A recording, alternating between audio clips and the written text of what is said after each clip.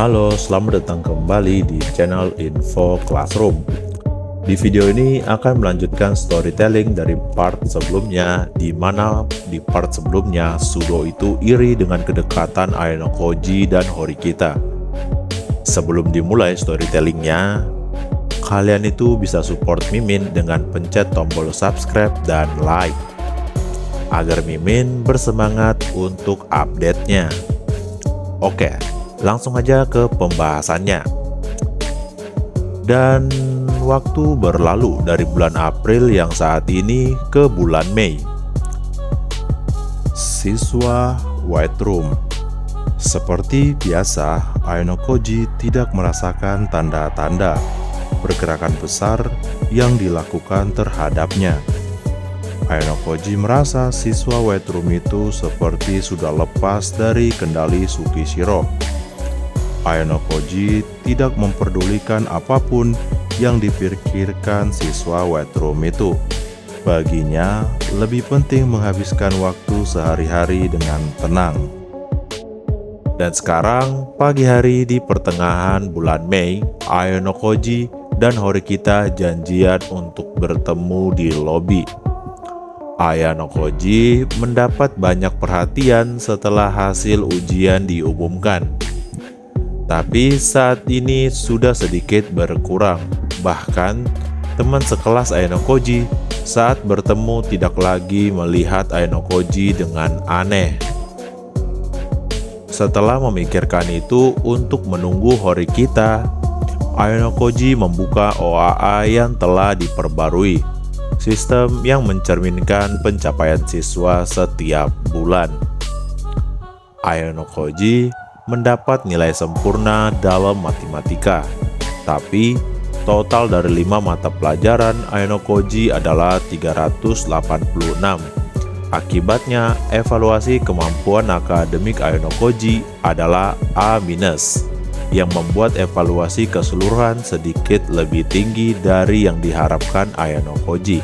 Sedangkan untuk yang lain, evaluasi tidak berbeda dari tahun pertama. Kelas D tahun kedua Ayano Koji Kiyotaka. Kemampuan akademik A- 81, kemampuan fisik B- 61, berpikir cepat D+ 40, kontribusi sosial B 68, kekuatan keseluruhan B- 62.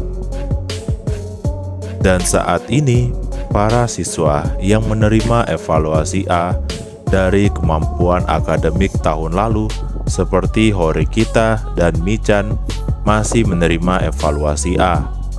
Melihat itu, Ayano Koji memikirkan siswa yang memiliki total lebih dari 400 poin akan menerima evaluasi A atau lebih tinggi. Dan saat ini seperti yang Ayano Koji duga, peningkatan kinerja Sudo adalah yang paling pesat. Kelas D tahun kedua Sudo Ken. Kemampuan akademik C 54, kemampuan fisik A+ 96, berpikir cepat C- 42, kontribusi sosial C+ 60, kekuatan keseluruhan B- 63. Oleh karena itu, Ayano Koji menilai Sudo memiliki potensi untuk bisa bersaing dengan Yosuke dan Kushida. Tapi, itu jika Sudo bisa meningkatkan lagi nilai akademiknya. Dan saat Ayano Koji memikirkan itu, tepat sebelum waktu yang ditentukan, Horikita datang. "Aku sudah membuatmu menunggu." "Aku tidak sedang menunggu," jawab Ayano Koji. Lalu Ayano Koji dan Horikita berjalan pergi ke sekolah sambil mengobrol. Saat di perjalanan, Ayano Koji mulai pembicaraan. "Sekali lagi, aku ingin mengucapkan terima kasih berkaitan cerita cerdik Horikita.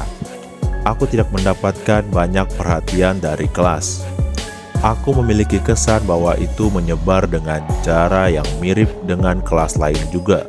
mengatakan itu karena Ainokoji merasa kewaspadaan dari kelas lain kepada Ainokoji tidak meningkat. Namun, jika menurun ataupun meningkat, Ainokoji tidak terlalu mempermasalahkannya. Alasannya karena kelas A Sakayanagi sudah lama mengenal Ainokoji dan Ruen tahu kalau Ainokoji bukan hanya ahli dalam matematika. Itu karena Ainokoji pernah mengalahkannya secara langsung. Dan untuk Ichinose, saat ini Ichinose merasa kalau Ainokoji bukan orang biasa. Lalu Horikita pun menjawab, "Tidak usah dipikirkan. Aku hanya berpikir kalau itu akan memiliki efek positif untuk kelas kita di masa depan. Jika kau mengatakan kalau kau sedang menahan diri karena keinginanmu sendiri, apakah kau akan disukai? Ngomong-ngomong, apa yang akan kau lakukan jika aku tidak ada di sana?" Tanya Horikita. Entah apa yang akan kulakukan." Mengatakan itu, Ainokoji memikirkan apa yang dia lakukan akan sama seperti Horikita. Saat Ainokoji memikirkan itu, Horikita melihat ke arah tangan kiri Ainokoji. Horikita pun berkata, "Apa tangan kirimu yang terluka itu baik-baik saja?" "Lumayan, ini akan butuh waktu, tapi pengaruhnya tidak begitu besar, karena ini bukan tangan dominanku," jawab Ainokoji. "Kalau begitu syukurlah. Apakah kau sudah bertemu lagi dengan Hosen sejak kejadian itu?" Tanya Horikita. "Tidak kok, aku pernah berpas-pasan dengan Hosen dan Nanase sesekali, tapi mereka bahkan tidak berbicara kepadaku. Meski mereka tidak meminta maaf, tapi sepertinya mereka sadar kalau sudah melakukan sesuatu yang buruk," kata Horikita. "Aku tidak merasa seperti itu." "Dari mereka berdua?" tanya Horikita.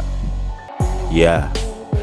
Beberapa saat kemudian Horikita bertanya kembali. "Tentang itu, seseorang yang berhasil membuatmu dikeluarkan akan mendapatkan 20 juta poin. Apakah itu benar?" "Sejauh ini tidak ada bukti, tapi tanpa imbalan semacam itu, mereka tidak akan melakukan hal seperti itu," jawab Ainokoji. "Itu benar juga." Menjawab pertanyaan Horikita, Ainokoji menilai tidak akan ada orang yang mau mengambil resiko cedera serius dan meninggalkan sekolah tanpa bayaran. Kalaupun ada, kemungkinan hanya siswa White Room. Lalu Ainokoji berkata lagi, "Apakah itu benar atau tidak akan segera terungkap. Tapi itu bukan perkembangan yang bagus. Meski tidak masuk akal, jika itu adalah ujian khusus, berarti keempat kelas akan mengetahuinya kan?" tanya Horikita. "Nanase juga sudah mengatakannya. Dia bilang untuk menarik perhatian ke semua kelas," jawab Ainokoji. "Amasawa dari kelas A, meskipun kita mendapatkan keuntungan darinya karena dia menjadi pasangan Sudo, tidak salah lagi kalau dia terlibat dengan Hosen," kata Horikita. Mendengar itu, Ainokoji mengangguk ringan. Ainokoji menduga Amasawa Ichika, siswa kelas A tahun pertama, hampir pasti adalah salah satu dari mereka yang tahu tentang ujian khusus 20 juta poin. Dan saat ini, siswa yang belum Ainokoji ketahui adalah siswa kelas B dan siswa kelas C tahun pertama sampai saat ini. Lalu Horikita bertanya lagi, "Jadi hanya mereka bertiga yang berusaha mengeluarkanmu dari sekolah sejauh ini?" "Ya, sejauh yang aku perhatikan," jawab Ainokoji. "Jika benar begitu, ini sedikit aneh. Hosen bukanlah tipe yang disukai di kalangan siswa tahun pertama. Aku ingin tahu apakah siswa lain akan mengabaikan 20 juta poin yang merupakan uang besar sementara dia berusaha untuk mendapatkannya." Mendengar kata-kata Horikita, Ainokoji memang sudah mengkhawatirkan beberapa kemungkinan. Seperti banyak siswa yang memang mengetahui sayembara untuk mengeluarkan Ainokoji, tapi mereka menghiraukannya. Karena mereka berpikir Nanase dan Hosen tidak akan sanggup mengeluarkan Ainokoji, atau mereka memang tidak berniat untuk ikut serta dalam ujian khusus ini dari awal, karena mereka tidak mempercayai sayembara itu. Ainokoji dan Horikita yang berjalan di samping tidak akan bisa menjawab poin itu. Jadi Ainokoji mencoba untuk mengubah arah pembicaraan. Menurutmu, kenapa tidak ada tanda-tanda tersebarnya informasi di antara tahun pertama? Tanya Ainokoji kepada Horikita. Mengatakan itu, Ainokoji ingin mengetahui pendapat Horikita sebelum memberikan sedikit kebenarannya. Soal itu, jika seluruh tahun pertama diberitahu bahwa mengeluarkan Ainokoji adalah ujian khusus, bukan hanya tahun pertama, mungkin hanya masalah waktu hingga itu sampai ke telinga siswa tahun kedua dan tahun ketiga. Tentu saja kelas kita akan memprotes keras jika tahu tentang ujian khusus yang tidak masuk akal itu. Jadi mereka mencegah agar kita tidak mengetahuinya. Bukankah begitu? Mendengar jawaban Horikita, Ainokoji menilai itu jelas jawaban yang tepat. Dan di kedalaman jawaban yang tepat, Horikita pun berkata lagi, "Aku ingin tahu apakah sekolah benar-benar memberikan izin untuk ujian khusus gila yang tidak masuk akal itu." Benar, aku juga sudah coba mengkonfirmasinya dengan guru wali kelas Cabasira Sensei. Tapi tidak ada tanda-tanda kalau dia mengetahuinya. Mengatakan itu, sebenarnya Ainokoji tidak benar-benar bertanya kepada Cabasira, tapi Ainokoji yakin kalau Cabasira itu tidak mengetahuinya. Lalu Ainokoji berkata lagi, ada dua kemungkinan utama yang bisa aku pikirkan dari sana. Pertama adalah apa yang dikatakan Nanase dan Hosen hanyalah tipuan. Tidak ada ujian khusus untuk mengeluarkanku dari sekolah. Tapi seperti yang kukatakan, sulit untuk membayangkan melakukan tindakan berisiko seperti itu tanpa imbalan. Jadi kemungkinan itu bisa dihilangkan. Kemungkinan lainnya adalah kalau itu sebenarnya bukan ujian khusus. Dengan kata lain, jika ada yang bisa membuatku dikeluarkan dari sekolah akan dibayar 20 juta poin. Seseorang mungkin saja mengiming-imingin itu ke siswa tahun pertama. Aku mengerti, jika seorang menaruh harga untuk kepalamu secara pribadi, itu akan masuk akal, kata Horikita. Melalui perkataan Ainokoji kepada Horikita untuk sedikit kebenaran sebenarnya itu cukup abu-abu. Tapi itu juga tidak melanggar aturan sekolah. Dengan mengatakan itu, Ainokoji bermaksud agar Horikita mengerti hal itu dan memasukkan masalah itu ke dalam benaknya dan perlahan-lahan mendekati kebenaran. Lalu Horikita berkata, "Apa maksudmu? Ada siswa seangkatan atau siswa senior yang telah menyiapkan uang sebanyak itu?" Aku tidak dapat menyangkalnya kalau beberapa siswa tahun pertama mungkin telah membuat permainan mereka sendiri.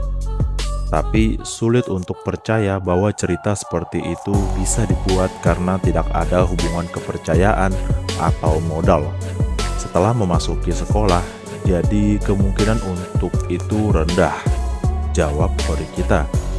Seseorang yang pasti mampu untuk membayar 20 juta poin dan dipercaya oleh siswa tahun pertama. Mengatakan itu, Horikita sambil berpikir. Saat membuat kesimpulan, muncul dalam pikiran Horikita, "Ketua OSIS." Kata-kata yang keluar dari mulutnya sendiri membuatnya terkejut. Tidak mungkin, apakah Ketua OSIS Nagumo terlibat dalam kasus ini? Tanya Horikita. Entahlah, Memang benar kalau dia tidak menyukaiku, tapi aku ragu dia akan menyiapkan 20 juta poin untuk memaksaku dikeluarkan. Dan rasanya aneh menggunakan siswa tahun pertama yang tidak diketahui orang seperti apa mereka dan sebenarnya mampukah mereka. Mengatakan itu, Ainokoji berpikir jika Nagumo benar-benar ingin menggunakan tangan seseorang untuk mengeluarkan Ainokoji dari sekolah, menurut Ainokoji lebih baik bagi Nagumo untuk menggunakan siswa tahun ketiga yang sudah Nagumo kendalikan. Lalu Ainokoji berkata lagi, tapi mungkin saja dia tidak ada hubungannya dengan itu. Tanpa kau sadari, mungkin kau sudah membangkitkan kecemburuannya. Ketua OSIS Nagumo tertarik dengan kakakku, dan kakakku itu hanya peduli dengan Ainokoji. Tidak aneh kalau dia mungkin memiliki perasaan rumit sepertiku. Sejenak, Horikita berpikir. Horikita berkata lagi, itu tidak sepenuhnya benar, tapi itu topik utama kenapa aku memanggilmu hari ini. Aku akan pergi ke ruangan OSIS sepulang sekolah. Aku akan bertemu dengan ketua OSIS Nagumo dan meminta untuk bergabung dengan OSIS. Jadi begitu, jawab Ainokoji. Tapi jika ketua OSIS Nagumo tidak menyukaiku, aku tidak akan bertanggung jawab, kata Horikita. Aku sudah bilang padamu kalau ketua OSIS sendiri memiliki sikap menerima siapa saja yang datang kepadanya, kata Ainokoji. Kau memang mengatakannya, jawab Horikita dengan muka keras. Melihat itu, Ainokoji mengingat ketika pada saat Horikita sedang emosional ketika Manabu memberikan informasi bahwa Nagumo adalah orang yang tidak akan pernah menolak siapapun yang datang, dan saat ini adik perempuan Horikita, Manabu, adik dari seorang yang telah Nagumo kejar selama ini, ingin masuk OSIS. Tidak masuk akal Nagumo menolak keberadaan Horikita yang berharga. Lalu Horikita tiba-tiba berkata dengan wajah curiga, alasan kenapa aku ingin bergabung dengan OSIS? Kau bilang padaku kalau kau ingin aku mengawasi ketua OSIS Nagumo, tapi alasannya tidak hanya itu, bukan? Mendengar itu, Ainokoji merasa seperti Horikita meminta petunjuk tentang apa yang harus Horikita lakukan setelah masuk ke dalam OSIS. Lalu Ainokoji menjawab, aku pikir kau sudah sedikit menyadarinya. Kakakmu dan Nagumo memiliki pemikiran yang berbeda. Reformasi Nagumo bukanlah hal yang baik karena berharganya tradisi. Dia memberitahuku sebelum dia pergi, kelas adalah komunitas yang saling berbagi nasib. Dia tidak ingin kerangka itu berubah. Memang benar, apa yang coba dilakukan OSIS saat ini adalah sebaliknya, jawab Horikita. Tapi aku belum memutuskan mana yang benar di antara keduanya. Yang pasti sekarang adalah bahwa aku ingin melihat reformasi yang Nagumo coba lakukan, kata Ainokoji, yang menilai saat ini tidak ada yang salah dari pemikiran Manabu dan pemikiran Nagumo. Jadi karena itu kamu tidak memberiku instruksi atau konkret? Ya. Tapi kenapa kau memintaku untuk bergabung ke OSIS? Jika kau hanya ingin melihatnya, tidak perlu masuk ke OSIS dan memantaunya, kan? Tanya Horikita. Jika Nagumo memutarnya ke arah yang salah, harus ada orang yang menghentikannya, bukan? Berkata seperti itu, Ainokoji menilai orang yang seharusnya melakukan itu adalah Horikita Shizune, adik perempuan Horikita Manabu, bukan dirinya. Aku tidak suka di beberapa bagian, tapi aku akan menganggapnya sebagai hal yang baik, jawab Horikita. Lalu Horikita berkata lagi, Aku tidak dalam posisi untuk diberikan kondisi setelah kalah, tapi aku ingin tahu apakah kau bisa ikut denganku? Ikut denganmu? Ya, aku ingin menunjukkan bukti kalau aku wawancara langsung dengan ketua OSIS Nagumo. Mendengar itu, Ainokoji menebak Horikita ingin menggunakannya sebagai bukti kalau ia tidak berbohong. Dan Horikita berkata lagi, jika ketua OSIS Nagumo terlibat dalam hadiah uang itu, dia mungkin akan menunjukkan beberapa reaksi. Mendengar itu, Ainokoji merasa itu tindakan menguntungkan. Ia mungkin bisa mendapatkan petunjuk tentang 20 juta poin itu. Baiklah, kalau begitu sepulang sekolah? Tanya Ainokoji. Ya, jawab Horikita. Akhirnya Ainokoji membuat janji seperti itu dengan Horikita, dan keseharian keduanya pun dimulai lagi. Dan sekarang waktu sudah jam pulang sekolah. Ainokoji dan Horikita pergi menuju ke ruangan OSIS. Apakah kau sudah membuat janji? Tanya Ainokoji saat berjalan menuju ke ruangan OSIS. Tentu saja. Aku meminta tolong untuk bertemu dengan ketua OSIS Nagumo melalui Cabashira Sensei. Jadi tidak akan ada masalah. Itulah sebabnya tertunda hingga hari ini. Tapi mungkin lebih baik untuk menundanya hingga hari ini. Berkat itu motivasiku sedikit meningkat untuk pergi ke OSIS, jawab Horikita. Contohnya soal hadiah? Tanya Ainokoji. Benar. Jika OSIS yang seharusnya benar-benar netral melakukan sesuatu yang tidak adil, hanya akan membebani kelas D tahun kedua. Jika ternyata itu benar, maka itu adalah masalah yang harus dilawan dengan kuat, jawab Horikita. Ainokoji yang mendengar itu melihat wajah Horikita dengan diam-diam dari samping. Ainokoji melihat wajah Horikita menunjukkan sesuatu seperti kebulatan tekad. Lalu Ainokoji berkata, itu bagus untuk termotivasi, tapi jangan berlebihan. Tidak ada bukti kalau Nagumo terlibat. Bahkan jika dia benar terlibat, dia bukan lawan yang mudah. Tentu saja, aku tidak akan melakukan tindakan ceroboh apapun sampai aku yakin. Mendengar itu, Ainokoji merasa lega bahwa Horikita masih memiliki kendali penuh atas dirinya di saat Horikita bersemangat. Segera setelah itu, Ainokoji dan Horikita tiba di depan pintu ruangan OSIS. Horikita membuka pintu dan mengatakan, "Permisi." Ketika Ainokoji dan Horikita melangkah kaki ke ruangan OSIS, Ainokoji dan Horikita melihat ketua OSIS Nagumo duduk di kursinya dengan menyilangkan kakinya, dan Nagumo menyapa Horikita seolah-olah dia adalah seorang raja. Melihat itu, Ainokoji mempertanyakan sikap Nagumo itu. Apa yang dilakukan Nagumo adalah simbol kehormatan yang sesuai dengan kedudukannya. Dan Ainokoji juga merasa kalau Nagumo lebih tenang dari biasanya.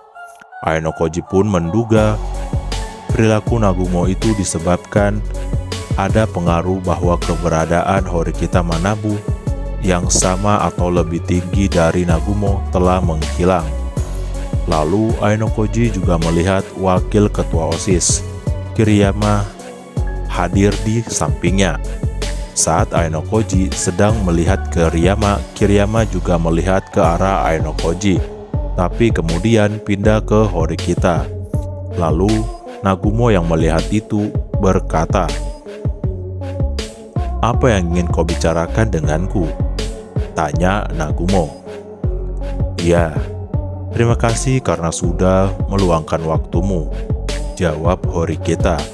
Lalu Kiriyama menyuruh Horikita dan Ainokoji untuk duduk. Ainokoji dan Horikita mematuhi perintahnya. Saat Ainokoji hendak duduk, Nagumo berkata, Jangan khawatir, sekarang adalah waktu yang relatif bebas untukku. Mengatakan itu, Nagumo tidak merubah sikap walaupun Ainokoji ada di depannya. Kemudian Nagumo berkata sebagai pembukaan pembicaraan untuk memulai topik. Lalu, apa yang ingin kau bicarakan denganku? Kau tidak datang hanya untuk mengobrol, kan? Aku pikir ini adalah waktu yang berharga, jadi aku akan langsung ke intinya. Aku ingin bergabung dengan OSIS. Suara jelas Horikita bergema di ruangan OSIS. Mendengar itu, Nagumo dan Kiriyama merespon dengan cara yang sama ketika mereka mendengar kata-kata Horikita. Berbeda dari sambutan atau penolakan, tapi yang terlihat adalah perasaan terkejut. Kau ingin bergabung dengan OSIS? Kata Nagumo menanggapi ucapan Horikita. Dengan ekspresi terkejut, Nagumo berubah menjadi ekspresi curiga dan Nagumo berkata, "Aku penasaran, apa yang sebenarnya terjadi sampai kau memutuskan ini?" Jujur, aku katakan entah bagaimana aku tidak ingin mengatakan iya. Dengan kata lain, kau tidak akan menerimaku? Bukan begitu. Aku pada dasarnya mengambil sikap untuk tidak menolak siapapun yang datang kepadaku. Jika ada posisi kosong atau memungkinkan untuk masuk, aku akan membiarkan siapapun untuk masuk. Aku juga tidak tertarik pada motif mereka. Apakah itu demi OAA, pekerjaan masa depan, atau rasa keadilan, itu semua terserah padamu, jawab Nagumo. Dan Nagumo berkata lagi, "Tapi kau itu spesial, Horikita Shizune. Aku hanya akan menuntut satu syarat padamu untuk masuk ke OSIS." Apa itu syaratnya? Beritahu aku alasan kenapa kau pada saat ini ingin bergabung dengan OSIS. Mendengar itu, Ainokoji berpikir Nagumo mencurigai Horikita karena keikutsertaan dirinya di pertemuan ini. Tapi Ainokoji juga menilai Nagumo bukan tipe yang peduli tentang hal-hal kecil. Jadi Ainokoji hanya menduganya saja. Ainokoji juga berpikir mungkin Nagumo ingin tahu kenapa adik perempuan Manabu ingin bergabung dengan OSIS. Horikita yang memiliki harga diri tinggi tidak akan mengatakan kalau dirinya kalah dalam pertandingan dengan Ainokoji sehingga masuk OSIS. Ainokoji menilai Horikita bisa masuk OSIS dengan kemampuannya saat ini, dengan cukup berkata jujur pada Nagumo. Tapi Horikita tidak akan pernah mendapatkan kepercayaan dari Nagumo selamanya. Dan jawaban dari mulut Horikita keluar. "Aku berselisih dengan kakakku, dan aku mendaftarkan diri ke sekolah ini untuk berdamai. Tapi sejak aku masuk, hubunganku dengan kakakku tidak pernah berubah." Saat kata-kata Horikita keluar, Nagumo pun mendengarkan kata-kata Horikita yang diucapkan perlahan tapi jelas.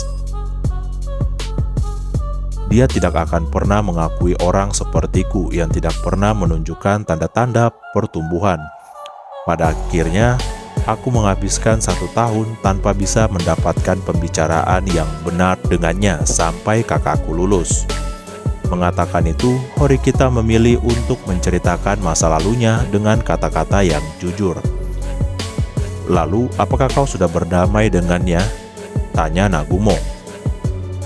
"Ya, pada akhirnya kami bisa berdamai. Itulah untuk pertama kalinya aku tertarik pada OSIS, tempat di mana kakakku mendedikasikan hidupnya di sekolah. Aku sudah mengambil jalan memutar untuk waktu yang lama. Tapi aku ingin mengikuti jalan yang diambil oleh kakakku," jawab Horikita. Mendengar itu, Nagumo berkata, "Jalan yang diambil kakak ya? Ini cerita yang sangat bagus. Kalau begitu, apakah itu berarti kau berniat untuk menjadi ketua OSIS suatu saat nanti?" Nagumo mengatakan itu dengan wajah tampak agak berhati-hati. "Ya, seperti yang kukatakan padamu, Kalau aku mengikuti jalan yang diambil oleh kakakku, aku akan menjadi ketua OSIS. Horikita mengatakan itu dengan terang-terangan dan berani. Mendengar itu, Ainokoji berpikir tidak akan ada kebohongan dalam kata-kata Horikita. Horikita tampak memutuskan untuk mengikuti jejak Manabu karena dia bergabung dengan OSIS. Lalu Nagumo berkata, "Aku mengerti, tapi Honami sudah bekerja keras sebagai anggota OSIS selama 1 tahun terakhir. Apakah kau mengerti kalau sudah terlambat untuk mencoba menduduki kursi ketua OSIS?" "Aku tidak berpikir itu jarak yang tidak bisa dikejar," jawab Horikita dengan cepat dan lebih kuat dari yang dia katakan sebelumnya. Meskipun mereka tidak terlihat sangat mirip, ternyata dia memang adik Horikita Senpai. Kiriyama yang sejauh ini diam mengatakan hal itu kepada Nagumo. Lalu Nagumo berkata, "Aku tidak terlalu nyaman untuk memanggilmu Horikita. Aku mungkin sudah memanggilmu begitu beberapa kali, tapi aku akan memanggilmu Shizune mulai hari ini. Panggil aku sesukamu." Tidak ada anggota OSIS lain dari tahun kedua jika mengecualikan Honami sekarang, sehingga kami sedang bermasalah dengan itu. Nagumo yang telah mendengar niat sebenarnya dari Horikita dengan bertanya secara langsung, setuju untuk menerimanya bergabung dengan OSIS. Kemudian Nagumo berdiri dari kursi, berjalan menuju Horikita, dan mengulurkan tangan kirinya ke Horikita. Melihat itu, Horikita mengambil tangan kirinya dari depan dan menggenggamnya. Lalu Nagumo berkata, "Selamat datang di OSIS. Mulai hari ini, aku tidak akan ragu untuk membuatmu bekerja keras sebagai anggota OSIS." "Shizune?" "Tentu saja," jawab Horikita. "Sebagai ucapan selamat atas penerimaanmu di OSIS, aku akan memberitahumu sesuatu yang menarik. Semua ketua OSIS terdahulu selalu lulus sebagai kelas A. Ingat itu dan incarlah pencapaian itu," kata Nagumo. Mendengar kata-kata Nagumo, Ainokoji menilai itu adalah kata-kata penyemangat untuk Horikita yang saat ini berada di kelas D. "Jangan khawatir, aku tidak punya niat untuk lulus di luar kelas A," jawab Horikita. "Tunjukkan padaku kalau itu bukan hanya di mulutmu saja." Dengan mengatakan itu, jabat tangan yang telah lama dipegang dilepas. Lalu Kiriyama yang di sebelah Nagumo berkata, "Namaku Kiriyama, aku adalah wakil ketua." "Mohon kerjasamanya," jawab Horikita. Setelah berjabat tangan dengan Kiriyama dan memberikan salam, secara resmi Horikita menjadi anggota OSIS. Melihat itu, Ainokoji berkata dalam hati mengenai masa depan Horikita. Dari sini, Horikita akan melihat cara kerja Nagumo dengan mata kepalanya sendiri. Sistem sekolah berbasis prestasi yang mengutamakan individual. Apakah Horikita akan menerima sistem yang sangat menyimpang dari apa yang ingin Manabu lindungin?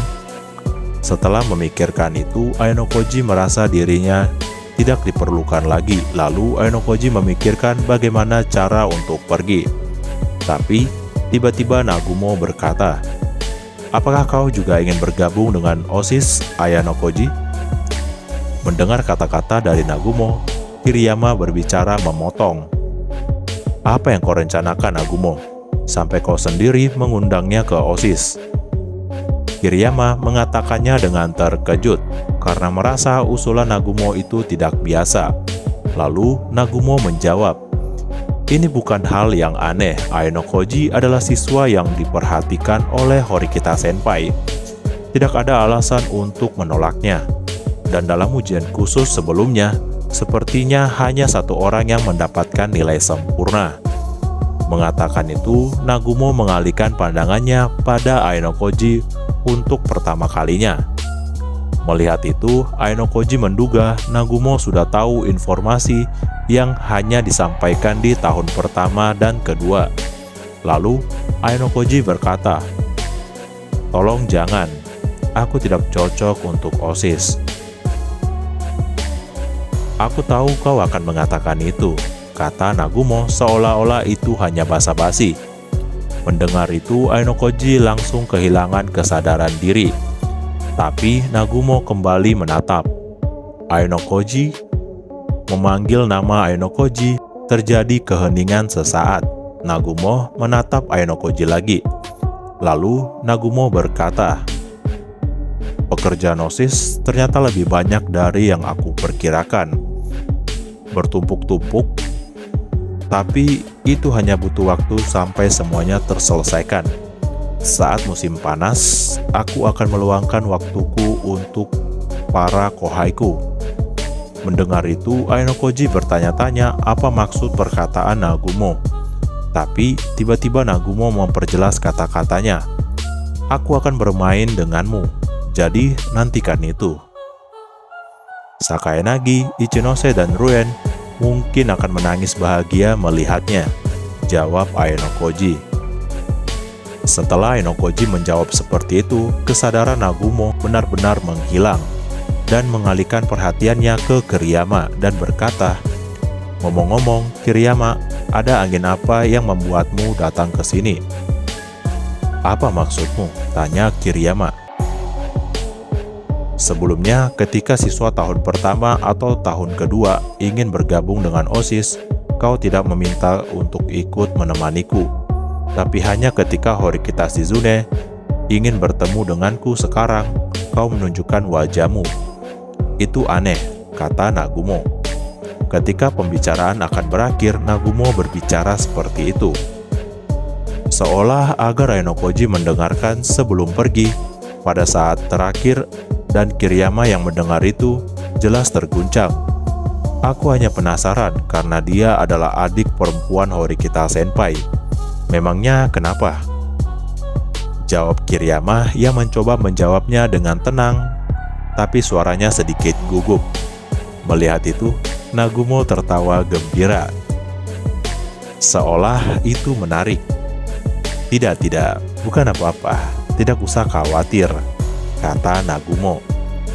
Lalu Nagumo mengalihkan pandangannya ke arah Horikita dan berkata, kalau begitu, Shizune, aku ingin memperkenalkanmu kepada anggota OSIS lain selain Kiriyama untuk formalitas sesegera mungkin. Jadi tetaplah di sini. Baiklah, jawab Kiriyama. Ainokoji yang sudah menolak ajakan untuk bergabung dengan OSIS merasa tidak ada alasan baginya untuk tetap tinggal. Ainokoji pun memutuskan untuk pergi dan meninggalkan Horikita dan Nagumo. Sampai di sini dulu video part keempat ini. Untuk kelanjutannya akan di-up secepatnya. Dan juga agar Mimin semangat, bantu support Mimin hanya dengan like dan subscribe channel ini. Itu sudah sangat membantu Mimin, dan terima kasih yang sudah subscribe dan like. Sampai jumpa di video selanjutnya.